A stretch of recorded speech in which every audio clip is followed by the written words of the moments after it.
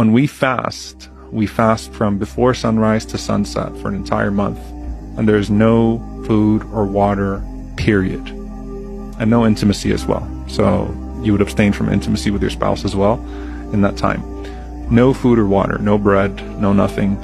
You don't eat or drink, even if you live in Texas, where you get these long, hot days in the summer. And of course, Islam is on a lunar calendar, so it moves every year, about 10 days earlier. During that time, you restrict the intake to the body so that you can focus on the intake of the soul. So instead of being focused on consumption, constant consumption, you are consuming words of remembrance, words of prayer. You're to be hyper conscious of not doing anything that would spiritually validate your fast, just as you would physically. So just like you won't eat or drink, you certainly won't engage in sin. Though you shouldn't engage in sins throughout the year, but you're not going to speak words of evil. You're not going to gossip or slander.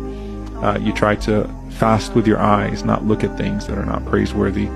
So you try to engage in a wholesome act of disciplining yourself with a consciousness of God, but then channel that into engaging the soul instead, exercising the soul instead.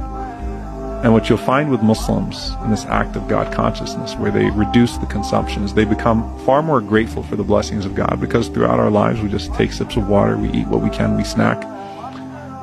When you're abstaining from that, you become so much more grateful for that sip of water, so much more grateful for that bite of food, so much more aware of the one who provided those blessings to you, so much more aware of those that don't have the same access to those blessings that you have.